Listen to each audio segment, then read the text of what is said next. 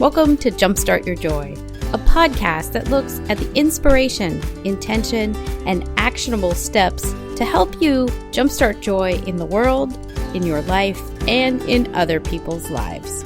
This is your host, Paula Jenkins.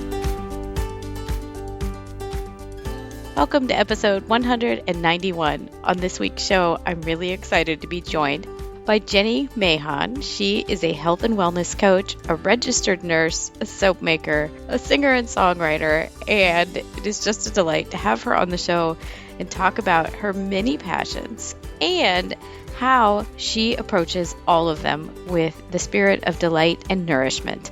I think you're just going to love this discussion. There's such a sense of serenity and curiosity that is just throughout the discussion. I think you're going to really enjoy meeting Jenny. Before we get to the show, I want to say hello and welcome and thank you so much for tuning in this week to Jumpstart Your Joy. It is a weekly podcast that comes out on Tuesday mornings, and we are in almost our fifth season.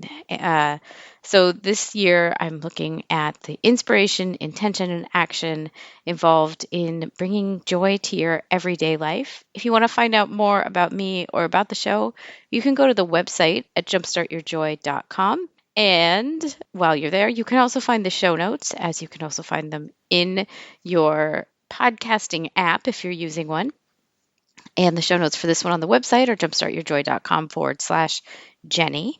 And you can find links to Jenny's website along with some other information if you want to check it out. This week's episode is brought to you by my very own Jumpstart Your Podcast Bootcamp, which is an 8-week program that takes you from the idea of having a podcast of your very own to being fully ready to go live in just 8 weeks. And so that would mean you have a podcast up and running by the end of the summer. It's a lot of fun. And we learn the first rule of podcasting right out of the gate, which I'm just going to share with you now, which is it's your own darn podcast and you can do whatever you want with it. We go from there to going through the hardware, software, how to edit, what you need to know about hosts and RSS feed, and then also coaching you through the launch itself, which is always a lot of fun. We cheer each other on as these shows go live because it is a lot of work and a lot of excitement. If you want to enroll, Jumpstart Your Podcast is starting this Thursday, June 20th, 2019,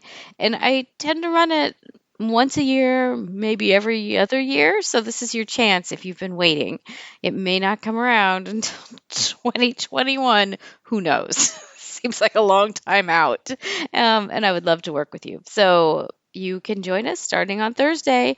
You can sign up at jumpstartyourpodcast.com. And I would love to see you there. So this week's show is just there's so much inspiration about how Jenny followed her heart and the things that really lit her up as a child, both the world around her and nature and finding the delight and purpose in each thing and then wanting to create things that are useful and beautiful.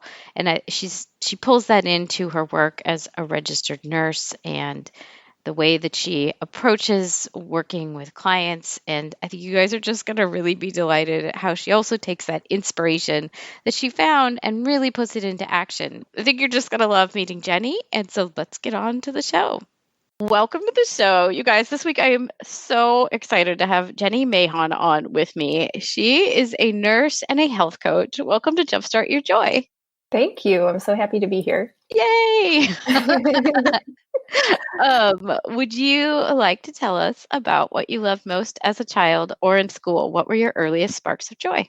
Wow. Let's see. We were talking about this ahead of time about being a multi-passionate person, and that started in childhood for sure for me. But some of the highlights, I guess I would say, are music has always been a spark and a joy for me, as well as, so from probably 7 years old on, I was writing little songs and recording them into my little Fisher-Price tape recorder.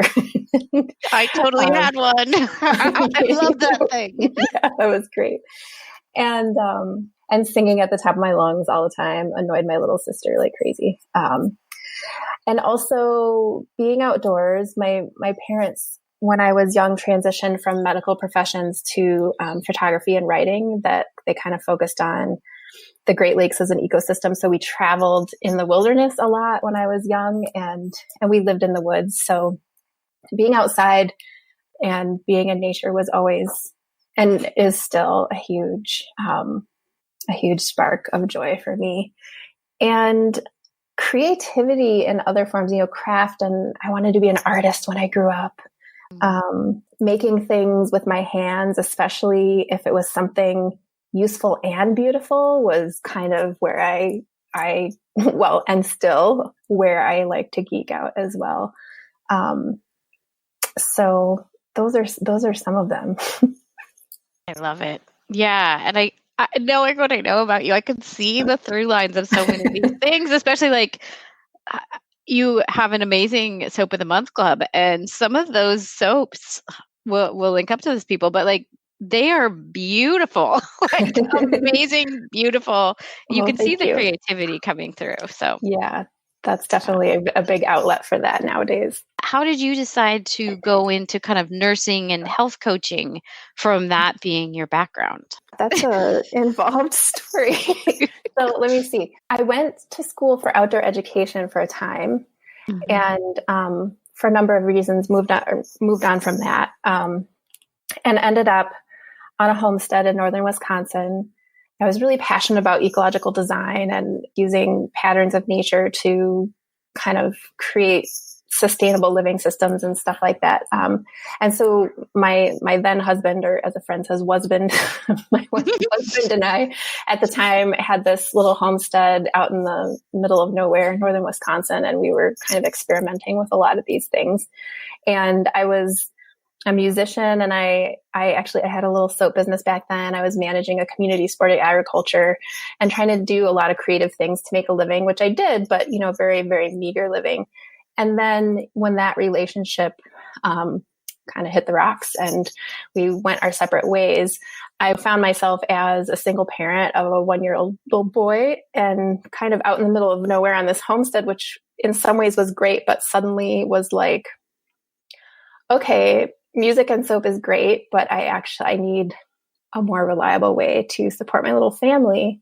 And I had kind of always thought if I went back to school, it would either be for nursing or to be an engineer, which seems like a strange choice. But we had built a cabin, and then we were in the process of building another house. And so I really could appreciate the value of engineering knowledge and how that comes into play. And that crafty piece, like DIY piece of me, was drawn to that. But the nursing, I went into the nursing ultimately because I guess I didn't mention when we were talking about childhood sparks of joy, but going back to my earliest days, there was some drive around healing and nurturing creatures and plants that were sad or hurting or, needed comfort in some form. Like I remember my grandma had these daffodils growing in her yard, and we were in the woods. So they would have to grow really tall to try to reach sunshine, and then they get top heavy and fall over. And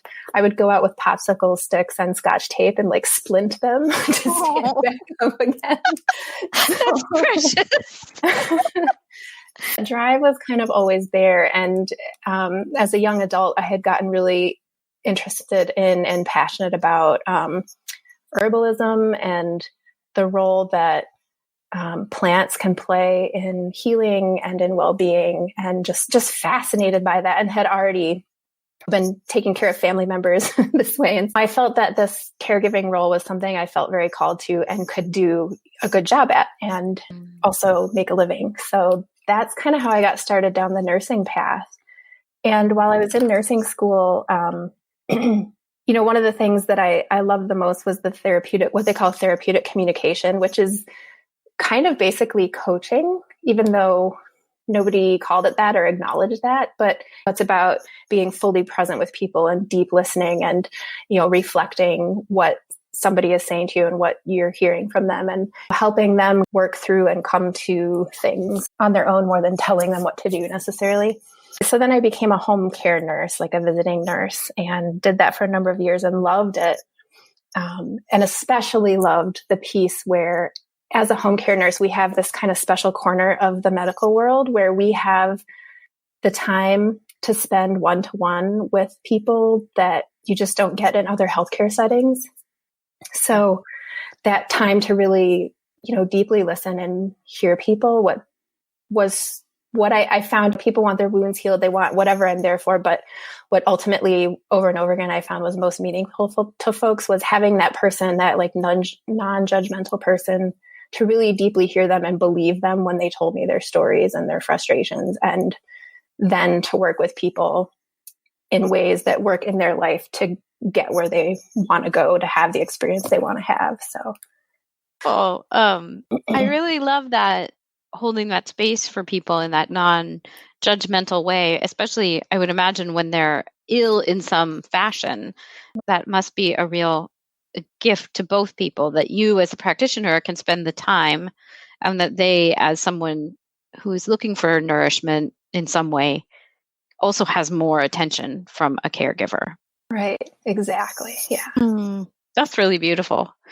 Are you still a home care nurse, or have you kind of shifted out of that into something else?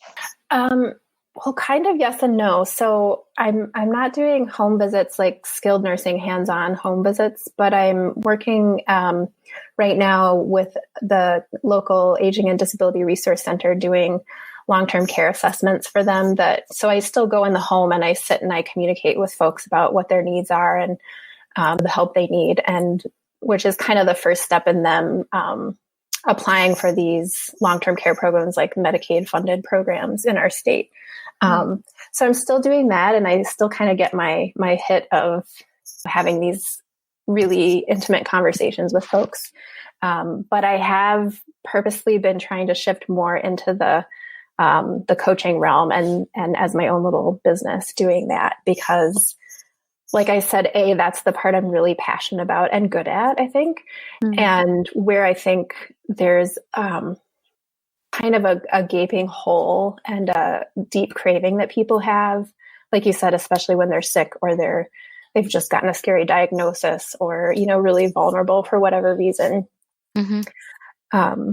Not because there aren't a lot of good-hearted medical professionals out there, but so many venues where we come into contact with medical professionals who are really driven by insurance and timelines. And it's just really hard to kind of go deep with people and get to the roots of things. So I really wanted to coach with people so that we could kind of not just metaphorically put Band-Aids on problems, but really start to kind of get to the roots of what's going on, and either start to heal that or at least manage it in a more nourishing, wholesome way, if that makes sense. Oh, it totally does. Yeah, I very much love what you're saying, because a lot of the medical field does have that sense of kind of get you through, put medicine on it, whatever that means. Yeah. Unfortunately, probably because of insurance, and I don't know that we need to dig into that piece, but it does feel a little bit less nourishing than maybe it could if we look back at how local doctors used to take care of people and know the family, and that kind of is missing a lot in today's world. And I think we do crave having that relationship with somebody that actually understands us and not just an ailment that we've brought in front of them. Right. There's actually a human and a heart behind the condition that you're treating, right? Yeah, that's super interesting, because I ran into a thing where I was having terrible migraines and then kind of on my own figured it out that it was probably a fructose and gluten problem, which, so yeah, I think having someone to walk that with me would have probably eliminated quite a bit of the frustration of trying to figure it out. Yeah. Or at least made the journey a little more enjoyable, maybe. I think that's a really interesting kind of segue into some of the space that you do around kind of working with people and food and the things that they eat. You run a program called Nourish. How did that come about? Yeah. Well, I've been working with folks for a few years now with the coaching side of things, more just that. And in my coaching work and my nursing work, what I find is kind of whatever the problem is, so often the way that we've been told to take care of ourselves or to get healthier or to heal is to is a focus on eliminating something bad. And I'm doing air quotes here. Yeah. I don't believe in bad. Or to control a quote bad behavior, or to cut out quote bad food, or whatever it is. And the fact is that we humans just aren't motivated long-term that way, by fear, by facts, or by force. So it's not that we really need more good information, like about nutrition or whatever. Like most of us basically kind of know what we should be doing or want to be doing to be healthier in our lives. And not always, like sometimes we need some information, but where folks I find really get hung up is a couple places. And that's in this place of focusing on kind of eliminating things in control and cutting out bad stuff inevitably leads to shame and guilt and feeling like a failure when that doesn't work, because it just eventually won't work, because that's not how we humans are wired. And then sometimes folks get caught up in or hung up on really little details that are in some ways little details, but it has big effects. Even just things like really some basic cooking equipment or cooking skills, for an example, or whatever the case may be. And so the Nourish program came about because I'm wanting to kind of change the conversation around health and well-being from this, our bodies and our behaviors and our diets are something to be controlled, and usually by eliminating bad stuff, towards a stance that's more about adding in the things that nourish us and really make us feel good. And doing that by starting with delight and things that we find tasty, delicious, enjoyable, whatever, so that they're sustainable long-term and we'll actually keep doing them. And we're more motivated by that kind of thing.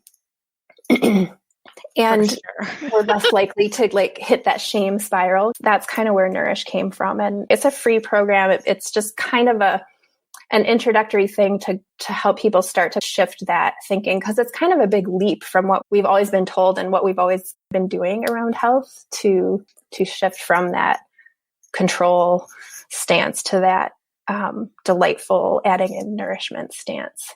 Yeah, it does. It already just feels so much freer to think about what are the things that delight me food-wise or drink-wise, or what would taste amazing. I mean, I'm even thinking like I've taken to putting fresh-made croutons on a salad because I'm gluten-free, of course. But like, there's just something about the warmth, and I put herbs on it, and it's like, oh, that's so good. Yeah. And then I get excited to eat it, even though a salad could be seen as like something that's limiting, but not when it's that way. It's so good. Yeah, it's a whole different experience when you come at eating a salad. Like, I think a lot of people think of salads and immediately it feels constrictive, like, oh, I should eat a salad. And that's like, oh.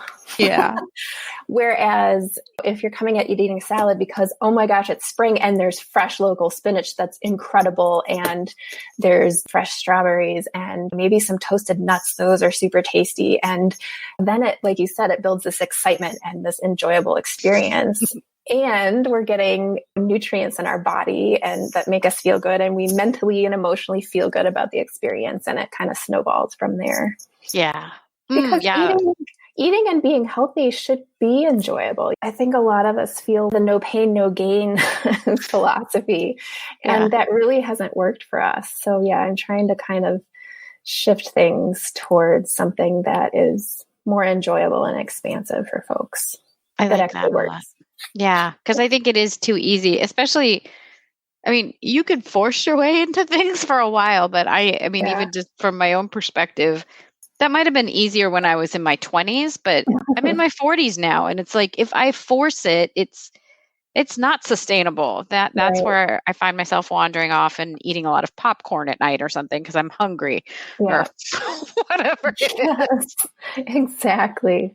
If somebody's looking at that, I mean, I know kind of starting from that place of delight is kind of probably freeing and interesting to many people. Are there some basic ways that you see kind of aiding people or supporting them if they're making that shift in the thinking from kind of one of lack and like control into this bigger place of abundance? Yeah, that's a great question.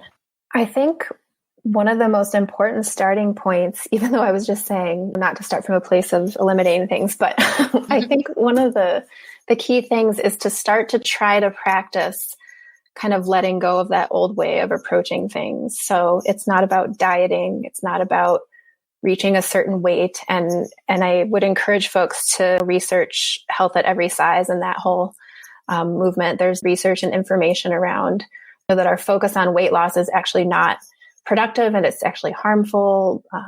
Weight is not inherently an indicator of good health. That's a whole nother conversation.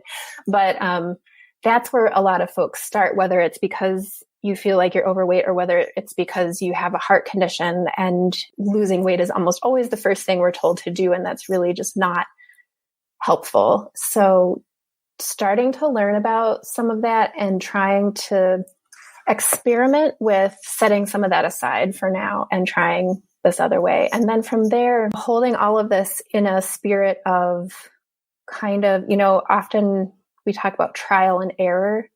And that again kind of sets us up for failure, because when our trial doesn't work, then we feel bad and that doesn't motivate us. Whereas if we start with, okay, I'm going to try this thing, I'm going to experiment and see how it goes. And then it works or it doesn't. And either way, you have information now, right, to work with. Okay, if it worked, then keep doing that or do more of that. If it didn't work, then now, okay, this thing doesn't work for me. What might work for me? Let's tweak it a little bit. So a spirit of kind of experimenting and tweaking. And then I also really talk a lot about focusing on small steps, because often when we decide we want or need to make a health change, we're very, at some point, often we hit a point where we're like, okay, we're all in, we're going to take massive action. Like New Year's resolutions, there is a great example of this. And how long do those usually last for people, right? So instead of biting off more than you can chew and then kind of going into this negative spiral when that doesn't usually work out, starting with one tiny step and trying that, experimenting with that, then tweaking, and then adding another tiny step and letting those small successes build on each other. And pretty soon we've got this positive momentum going that breeds more positive momentum. Yeah. Yeah. And the delight piece, like we were talking about, trying to practice the awareness of in a moment, whatever that is, whether it's sitting down to dinner or deciding whether you're going to go out for a walk or sit and watch TV, and not judging at all here. Cause sometimes like sitting and watching a show is the nourishing thing to do in that moment, but pausing and prioritizing and kind of mindfully choosing what it is that's going to help you feel the way you want to feel and have the experience in your body that you want to have. I think that little pause is always such a little powerful thing to remind yourself you're always in choice. It doesn't really matter what the situation is, that you always can choose. Yeah. And that's not to say that things aren't hard, because often they are. And that's something else I talk about too, kind of planning for challenges, because we know they're going to happen. Eventually, hard stuff is going to happen. So if you can start to kind of learn your patterns, we can't anticipate everything, but we all tend to have our triggers and our places that we get hung up. And so kind of planning ahead for those things and being like, okay, so if I know that I'm going to feel this way when this happens, how can I support myself, nurture myself, soothe myself when that happens, to help me pause and choose what I really want to experience. That's really powerful, because I mean, I know many times the soothing piece comes from food for many people. So I think that's a really powerful thing to have in place, is if I know I'm going into a situation that's going to be taxing to me in some way, how do I set myself up for then the reward, or the thing after could be something that isn't at all food related, or it could be, and knowing mindfully that it's not just I'm going to the cupboard to try and figure this out.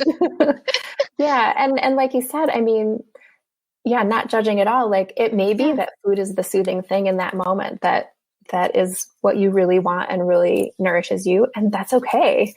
And then to like let it be okay to not beat ourselves up about it. Yeah. But if that's not the thing, then kind of acknowledging that and trying to start becoming aware of what it might be instead. Yeah. I like that a lot. And having some options other than my peanut butter cups, which are always the favorite, and they are delicious. But sometimes that's just fine. Yep, I hear you. Yeah. Mine are the little honey patties covered in dark chocolate. Oh man. Oh, that sounds good. I think I need one of those. I know you mentioned earlier that you loved to make soap, and it was kind of mixed in with the music and a phase prior in your life.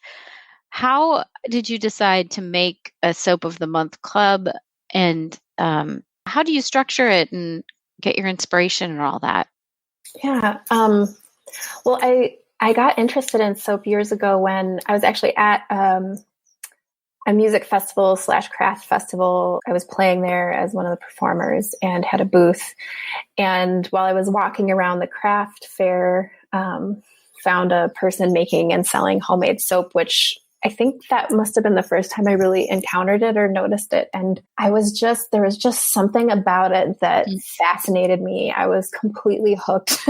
I think it's something about soap is so sensual. From the standpoint of it really hits all our senses except taste, the scents and the textures and the colors and all of it.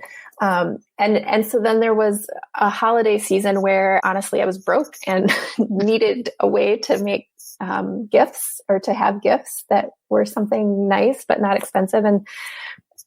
And so I tried out making soap. I made a batch of soap and I was completely and totally hooked.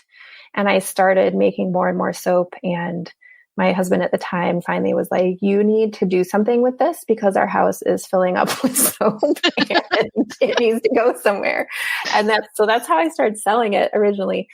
And then I kind of had to take a little bit of a soap sabbatical, I say, for a few years because I'm now remarried to a wonderful man. And we were raising our son. We were building a house. I was working as a nurse. I was doing all the things, and something kind of had to be set aside for a little bit.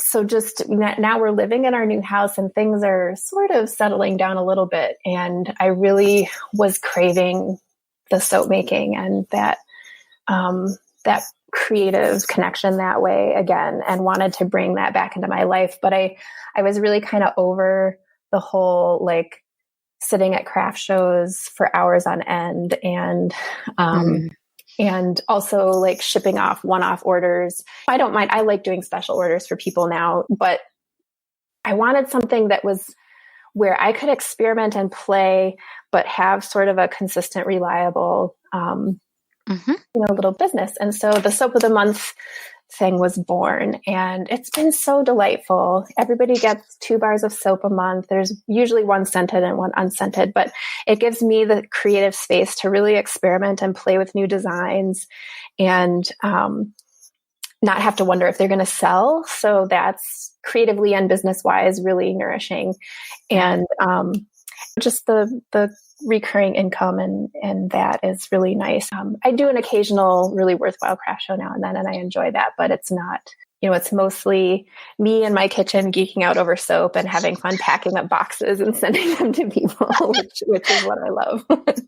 I love it too. I mean, I think that I love that Nourish keeps coming back, but like, I love that each package does feel like it's packed with total care and like it's a nourishing thing to get, and it's exciting when it shows up. So I think that's really lovely, and it's clear that it's infused with that. I mean, it really is. And I also love this piece of like, you knew that you loved it, and then just figuring out the how of like, how do you get it so that it's sustainable for you, and how do you lean into the parts of the process that you like and eliminate the pieces that are not working. It feels like it's also a mirror of what you do with your food and your Nourish class. This is very similar to like what you've set up for your soap making. That's funny. I hadn't even thought of that way, but that's true. Yeah. And I think it's a really lovely way to look at things, because sometimes, I mean, almost always the podcast is the same way for me, is I love doing it, but how do I lean into the parts that I love more and kind of find ways to get help or support in the parts that I don't love as much. Yeah. How do I make that part easier? So I think that's a beautiful model of how to follow something that brings you joy. It's really I think I've slowly learned that as I've gotten older.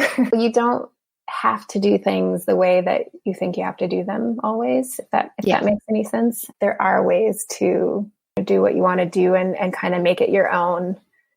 It sometimes takes a lot of experimenting and tweaking. Yes. But it's totally possible.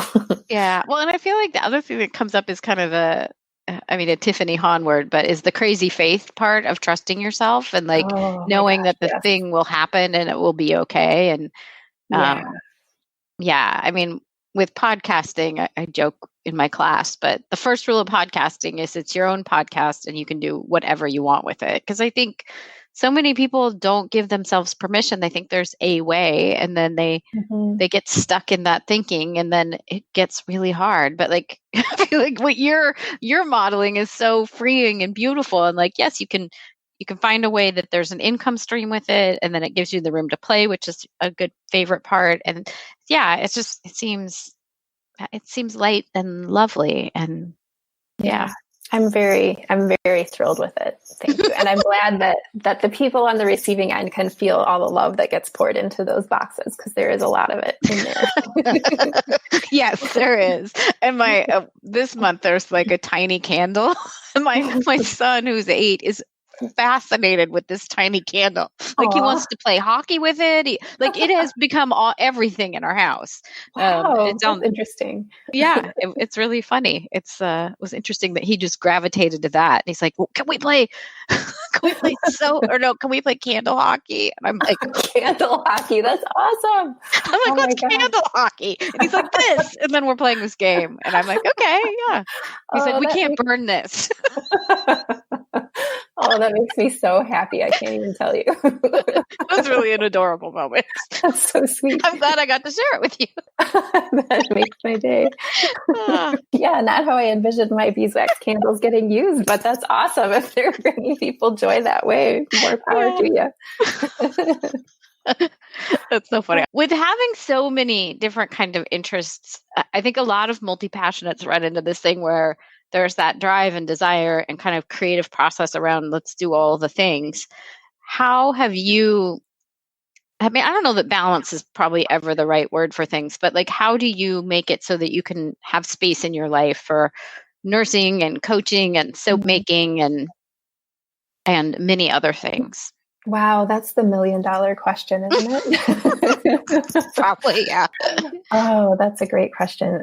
It's a few things, and starting from being honest and saying that it's a challenge often, and it's something that I have to be really mindful and conscious about, and I don't always do well with. But having said that, I think that, well, first off, for me, it's always been about pausing and prioritizing, and so really trying to remember the things that really matter, like when we kind of get down to those like soul level things that really matter to us, and then prioritizing those somehow, because life is short and you never know. And so like we kind of don't have time to mess around.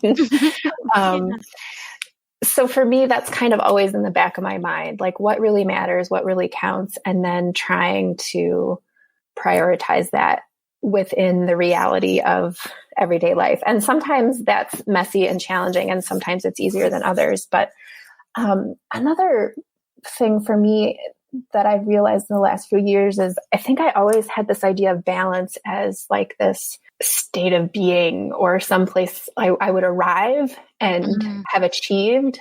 Yeah. And I finally realized that that's not how it is at all, and that that's okay.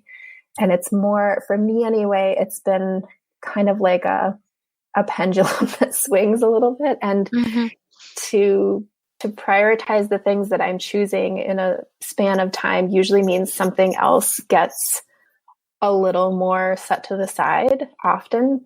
not necessarily set down completely or set down forever. Right now, my thing that I'm trying to fit into little crevices of my day is getting out in the garden and having a little kitchen garden bed in front of our new house. And because that brings me joy, being with the plants and being outside and listening to the spring bird song and knowing that in the future, what will bring me joy is having these fresh herbs. I can just run out from my front door and have this amazing stuff to add to our meals and that transforms them. And so I may be doing a little less like running or other things because I'm making time for this thing. But that doesn't mean I won't come back to the other things. And again, the pendulum kind of swings. Those are great insights to it, because I think it's honoring what you want and need and love in the moment, instead of it being that thing where, I don't know, there's the other side of it, which is we have to fit all the things in for us to be balanced, which I think that's never sustainable is maybe the right way of saying it. That it's I'm never gonna like do my nursing work and soap and coaching and gardening and running and all the things like an equal amount of time, always balanced neatly. Like that's never gonna happen. Exactly. And I think the other things I just was realizing too is letting things be good enough, like not getting hung up on things having to be just right, and asking for help and letting people help, because that's a place I know, at least for me, and I think a lot of folks too, can tend to try to do it all ourselves and not even notice where we could be asking for help and lightening the load a little bit. Yeah, those are both really important pieces to it. As I'm also looking out at my planter box, it looks like it could use some help. Yeah, I think like I just need to accept that maybe there's somebody else that can help mow the lawn or like whatever, instead of feeling like when I look out the window that it's all on me and I've somehow let anyone down, because that's not, there's no truth in that. It just, they're just plants and they're just growing. They're doing what they do. Yeah. And like reality is I'm never going to have a garden that's going to make it on the cover of Better Homes and Gardens. Like that's just not going to happen. And that's okay. Yeah. This has been so much fun. If somebody is really inspired and would like to find you, where can they find out more about Nourish or your soaps or you? Yeah. Well, my website is kind of the hub for everything is there. And that's jennymahan.com. It's JENNYMAHAN. And the Nourish program is there under the Reclaiming Nourishment tab.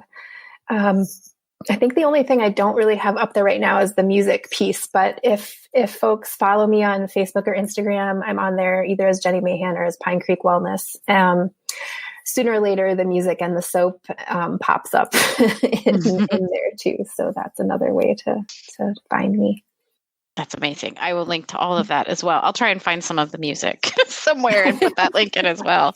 Well, why don't we jump to the last question? And because I feel like we kind of touched on the crossroads of joy and health already. What are 3 ways that you can think of to jumpstart joy in your life, in the world, or in other people's lives? I think that, like I was saying, starts with keeping front of mind those things that really matter, really deeply matter, and trying to at least make some space for them in our lives. And then taking the things that not only really matter, but that we really, really do bring us joy, that we're really good at, the things where we really shine, and letting it rip, kind of letting them breathe and have space in the world and hopefully nourish other people too, as well as ourselves. And I think there's so much permission in that, like, let it rip, just like kind of let go of this, whatever the judgment might be, either internal or otherwise, of anything about it, but just saying, what, I am good at it and I am going to go do this and I am going to shine at it. I think that's really beautiful. Yeah, because playing small doesn't benefit us and it doesn't benefit the world. So as much as, even though that's challenging and nerve-wracking sometimes, owning it and letting it letting it out. Yes. So good. Well, thank you so much for being on this week, Jenny. It's been such a treat to get to meet you and get to talk to you. Oh, it's been so much fun. Thank you.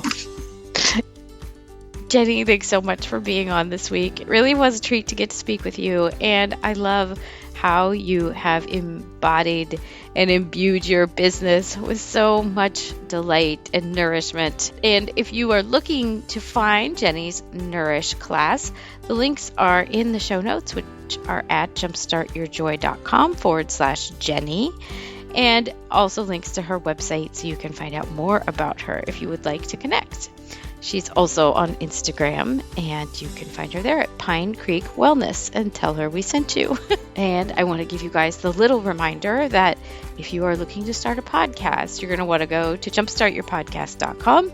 My boot camp is starting on June 20th, 2019, and I haven't run it for 2 years. If you're looking to start a show and you've been waiting, well, now is the time to sign up. Our first call is on Thursday at 3 p.m. Pacific.